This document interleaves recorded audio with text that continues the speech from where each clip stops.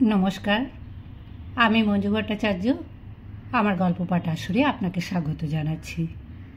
আজ আমি আপনাদের পড়ে শোনাব জগৎজননী মা শারদার সংক্ষিপ্ত জীবন কাহিনী। মা ছিলেন জয়রামবাটির এক অখ্যাত পল্লী বালিকা। পরবর্তীকালে আবির্ভূতা হয়েছিলেন মহাসাধক শ্রী রামকৃষ্ণের অনন্যা শক্তি হিসাবে। ব্রহ্মবিদ স্বামীর তপস্যার আলোকে উদ্ভাসিতা হয়ে ওঠেন। তিনি হলেন মা শারদা।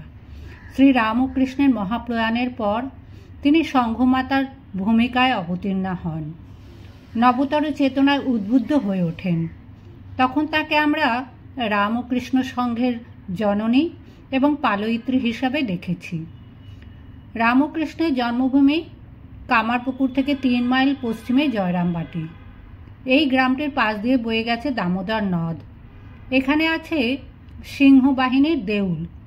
সেই মন্দিরের পূজারী ছিলেন মুখোপাধ্যায় বংশের ব্রাহ্মণেরা। এই বংশেই শারদামণির জন্ম হয়।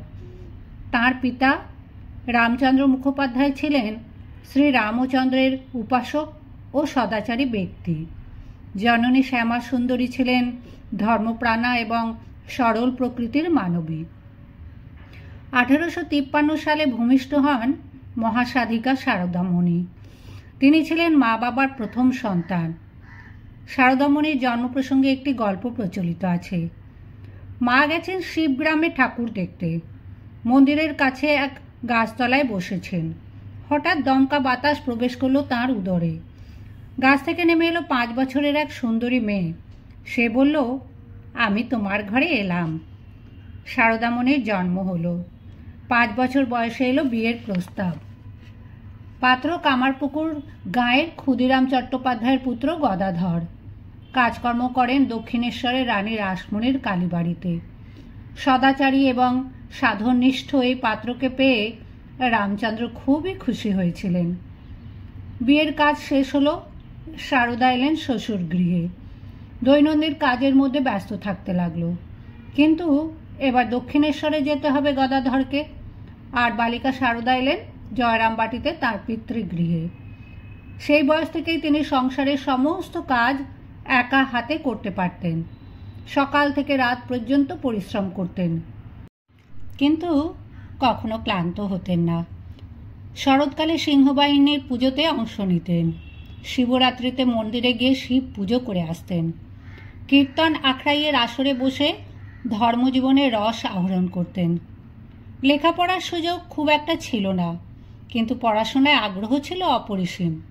তাই নানা শাস্ত্রে জ্ঞান অর্জন করলেন সেই বয়সেই। কিশোরী শারদা নানা ধরনের অলৌকিক কাজের সঙ্গে যুক্ত হয়ে পড়েন। যখন স্নানে যেতেন তখন কয়েকজন মেয়ে তাকে অনুসরণ করতেন। শারদা এই সঙ্গিনীদের দেখতে পেতেন না, কিন্তু বুঝতে পারতেন কোনো এক মহাশক্তি তাকে এইভাবে পাহারা দিয়ে চলেছে। তখন থেকেই শারদা ভবিষ্যৎ আধ্যাত্ম জীবনের জন্য নিজেকে তৈরি করতে থাকেন। এই সময় রামকৃষ্ণ কিছুদিন কামারপুকুরে অবস্থান করেন। তখনই শারদাকে তিনি অধ্যাত্ম চেতনায় উদ্বুদ্ধ করেছিলেন। রামকৃষ্ণ চলে গেলেন দক্ষিণেশ্বরে, আর শারদামণি আবার চলে গেলেন তার পিতৃগৃহে। খবর এলো রামকৃষ্ণ নাকি অসুস্থ হয়ে পড়েছেন। এবার যাত্রা করতে হবে দক্ষিণেশ্বরে। 2 দিন পথ চলার পর শারদা অত্যন্ত অসুস্থ হয়ে পড়লেন। হঠাৎ এক অলৌকিক দৃশ্যের অবতারণা হলো। মমতাময়ী এক রমণী তার পাশে এসে বসলেন। তিনি নিজেকে পরিচয় দিলেন দক্ষিণেশ্বর থেকে আগত এক নারী হিসাবে। তিনি চলে যাওয়ার পর শারদার সারা শরীরের গ্লানি কোথায় যেন হারিয়ে গেল। সুস্থ হয়ে উঠলেন তিনি। দক্ষিণেশ্বরে মা শারদাকে নতুন বাতাবরণের সঙ্গে লড়াই করতে হয়। তিনি বুঝতে পেরেছিলেন যে তাঁর স্বামী অলৌকিক শক্তি সম্পন্ন। সাধারণ মানুষ তার মহিমা উপলব্ধি করতে পারবে না। ঠাকুর শ্রী রামকৃষ্ণ তখন থেকেই শারদামণিকে শক্তির আধার হিসাবে পূজা করতেন। এমনকি ষোড়শী পুজোর সময় শারদা মা প্রায়ই আবিষ্ট হয়ে যেতেন। তখন তার কোনো দিকে কোনো জ্ঞান থাকতো না। আর একবার পদব্রজে চলেছেন দক্ষিণেশ্বরের দিকে। সামনে কুখ্যাত তেলোকেলের প্রান্তর। সেখানে এক ভয়ঙ্কর ডাকাত শারদামাকে আক্রমণ করল। লোকটি জাতিতে বাগদি, পাইকের কাজ করে। সারদা তাকে শান্ত করলেন। সারদার সান্নিধ্যে এসে লোকটির হৃদয় পরিবর্তন ঘটে গেল। এমনকি সারদাকে সে মাতৃজ্ঞানে পুজো করতে শুরু করল। নিরক্ষরা গ্রাম্য মেয়ে স্বামীর সান্নিধ্যে এসে উচ্চতর সাধনা রপ্ত করলেন। সাধনজাত দিব্য অনুভূতি হতে লাগলো তাঁর। তিনি বুঝতে পারলেন যে এবার তাকে বৃহত্তর অঙ্গনে প্রবেশ করতে হবে। গৃহ সন্ন্যাসী রামকৃষ্ণ স্ত্রীকে যথেষ্ট যত্ন প্রদর্শন করে গেছেন। তিনি সারদামণির আর্থিক নিরাপত্তার বিষয় সম্পর্কে চিন্তা করেছেন। এতেই প্রমাণিত হয় সারদাকে তিনি কতখানি ভালোবাসতেন। এবার রামকৃষ্ণদেবের চলে যাবার সময় হয়েছে। সজল চোখে সারদামণি রামকৃষ্ণের শয্যা প্রান্তে দাঁড়িয়ে আছেন। সারদাকে দেখে ঠাকুর বললেন, আমার মনে হয় ব্রহ্মভাবের উদ্দীপনা হচ্ছে। সারদা বুঝতে পারলেন এ হলো চিরসমাধির ইঙ্গিত। তাঁর দুচোখ জলে ভরে গেল। 1886 খ্রিস্টাব্দের 15ই আগস্ট সেই ভয়ঙ্কর মুহূর্তটি সমাগত হয়েছে। দ্বীপ নির্বাপিত হতে চলেছে। সারদামণি কাছে এলেন। ঠাকুর বললেন, এসেছ? দেখো, আমি যেন কোথায় চলে যাচ্ছি, জলের ভেতর দিয়ে অনেক দূরে। সারদামণির দিকে তাকিয়ে ঠাকুর বললেন, তোমার ভাবনা কি? যেমন ছিলে তেমন থাকবে। আর এরা নরেন, রাখাল আমার যেমন করেছে তোমায় তেমনই করবে। ঠাকুর সমাধিস্থ হলেন। ডাক্তারেরা তাঁর তিরোধনের কথা ঘোষণা করলেন। মর্মভেদী আরতি শোনা গেল সারদামণির কণ্ঠে। মা কালী, আমায় ছেড়ে তুমি কোথায় গেলে? দুঃখ শোকের দহন কিছুটা প্রশমিত হবার পর বিভিন্ন শিষ্যরা ভাবলেন সারদামণিকে কিছুদিনের জন্য কলকাতার বাইরে নিয়ে যেতে হবে। এতে হয়তো তার হৃদয় জ্বালা কিছুটা নিবারিত হতে পারে। শুরু হলো তীর্থ ভ্রমণ। সেখানেও মাঝে মধ্যে অলৌকিক ঘটনা ঘটে যেত। একবার যমুনায় নৌকো ভ্রমণকালে জলের দিকে তাকিয়ে সারদার মধ্যে মহাভাবের উদ্দীপনা হয়। বাহ্য চৈতন্য হারিয়ে তিনি যমুনার গর্ভে ঝাঁপ দেবার জন্য এগিয়েছিলেন। অনেক কষ্টে তার বাহ্য জ্ঞান ফিরিয়ে আনা হয়। বৃন্দাবন, মথুরা, ব্রজমণ্ডলের তীর্থ দেখে হরিদ্বার, জৌনপুর, প্রয়াগ প্রভৃতি দর্শন করলেন। তার ইচ্ছে ছিল ত্রিবেণী সঙ্গমে স্নান করে নিজের কেশদাম বিসর্জন দেবেন। কিন্তু মধ্যরাতে ঠাকুর স্বপ্নে দেখা দিয়ে কেশদাম বিসর্জন দিতে বারণ করেছিলেন। সারদামণি বুঝতে পারলেন তাকে এইভাবে শালং করা এবং কেশবতী হয়েই থাকতে হবে। এই সময় তাকে নানা ধরনের আর্থিক সমস্যার সম্মুখীন হতে হয়। তিনি ধীরে ধীরে সেই সমস্যার সমাধান করেন। তখন থেকে আরও বৃহত্তর কাজের দায়িত্ব নিতে হয়েছিল সারদামণিকে। রামকৃষ্ণ ভাবাশ্রিত মানুষজন তার কাছে এসে বসতেন। তার মুখ নিঃসৃত অমর বাণী শ্রবণ করতেন। কখনো কোনো কলহ দেখা দিলে সারদামণি তা মিটিয়ে ফেলতেন। সকলে তাকে শ্রদ্ধা করত, তার কথা মেনে চলত। এভাবেই তিনি রামকৃষ্ণ আশ্রমের নেত্রী হয়ে ওঠেন। সকলকে কাছে টেনে নিতেন। জাতি, ধর্ম, বর্ণ কোনো কিছুর তোয়াক্কা করতেন না। এমনকি তথাকথিত বিধর্মীদেরও পাশে বসিয়ে খাওয়াতেন। নিজের হাতে তাদের এঁটো পরিষ্কার করতেন। এইভাবে সারদামণি এক প্রগতিশীলা রমণী হয়ে ওঠেন। ভক্তদের বিভিন্ন বিষয় উপদেশ দিতেন। তার কথা শুনে অশান্ত মন শান্ত হতো।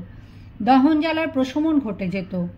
একবার সারদামণি বলেছিলেন, কথায় আছে, পুকুরে চাঁদের প্রতিচ্ছবি দেখে ছোট ছোট মাছেরা আনন্দে সেখানে লাফালাফি করে, খেলা করে, ভাবে আমাদেরই একজন। কিন্তু যখন চাঁদ অস্ত গেল তখন আগের অবস্থা। লাফালাফির এলো অবসাদ। তারা কিছুই বুঝতে পারল না। আর একবার বলেছিলেন, সেবা করতে করতে অধিকার পেয়ে অহং বুদ্ধি বেড়ে গেলে মানুষ তখন পুতুলের মতো নাচতে চায়, উঠতে বসতে খেতে চায়, ভাবে সে হলো সব কিছুর কর্তা। অনেক মহাপুরুষের চারিদিকে ঐশ্বর্যের ভাব থাকে। তাই দেখে অনেকে তাদের সেবা করতে এসে ওতেই মত্ত থাকে, পরে এতেই ডুবে যায়। এইসব সাধারণ কথাগুলির অন্তরালে যে দার্শনিক অভিক্ষা লুকিয়ে আছে তা হয়তো আমরা বুঝতে পারি। তখন অবাক হয়ে ভাবি, সারদা মায়ের মতো একজন তথাকথিত অল্প শিক্ষিতা রমণী দর্শনের এই বিষয়গুলিকে আত্মস্থ করলেন কি করে? দিন কাটতে থাকে। জীবন সূর্য এবার অস্তাচলের দিকে এগিয়ে চলেছে। 1920 জয়রামবাটিতে বারবার জ্বরে ভুগে সারদামণির দেহ হয়ে উঠেছে দুর্বল। ভক্তরা তাকে কলকাতায় নিয়ে এলেন চিকিৎসার জন্য। প্রাচীন এবং আধুনিক দু ধরনের চিকিৎসা করা হলো, কিন্তু সব প্রচেষ্টায় ব্যর্থতায় পর্যবসিত হলো। জানা গেল মায়ের মারাত্মক কালাজ্বর হয়েছে। তখন শরীরে কোনো ওষুধ কার্যকরী হলো না। সারদামণি বুঝতে পেরেছিলেন এবার তাকে মহাকালের ডাকে সাড়া দিতেই হবে। এই নশ্বর দেহ ত্যাগ করে অমৃতলোকে মিলিয়ে যেতে হবে। উন্মুখ হয়ে আছেন তিনি লীলা সংবরণের জন্য।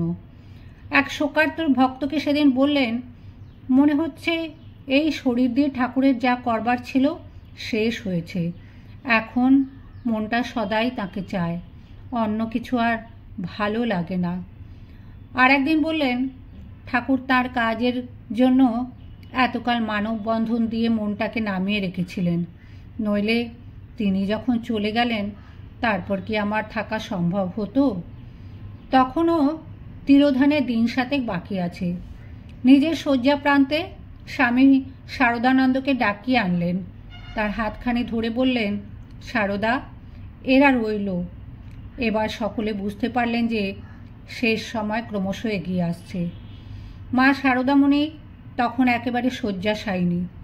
ডাক্তারের নিষেধে কাউকে রোগশয্যার পাশে যেতে দেওয়া হচ্ছে না। একটি মেয়ে ঠাকুর ঘরের দুয়ারে দাঁড়িয়ে আছে। সেখান থেকে তাকে দর্শনের চেষ্টা করছে। তাকে দেখে ক্ষীণ কণ্ঠে সারদামণি বলেন, ভয় কি গো? তুমি ঠাকুরকে দেখেছ, তোমার আবার ভয় কি? তারপর বললেন, যদি শান্তি চাও মা, কারোর দোষ দেখো না, দোষ দেখবে নিজের। জগৎটাকে আপনার করে নিতে শেখো, কেউ পর নয়। মা, এ জগৎ তো তোমার নিজেরই। ত্রিতাপদগ্ধ নরনারীর জন্য এই কটি কথাই তিনি শেষবারের মতো বলেছিলেন। অন্তিম বাণীর প্রতিটি শব্দ এক আশ্চর্য দোতনা বহন করছে। এইভাবে 3 দিন আত্মলীন অবস্থায় কেটে যায়। 1920 সালের 20 জুলাই নিশীথ রাতে চিরবিদায়ের ক্ষণটি ঘনিয়ে আসে। রোগ ক্লিষ্ট বিশীর্ণ আননে ফুটে ওঠে এক দিব্য জ্যোতির আভা। শেষবারের মতো উদ্ভাসিত হয় মুখমণ্ডল।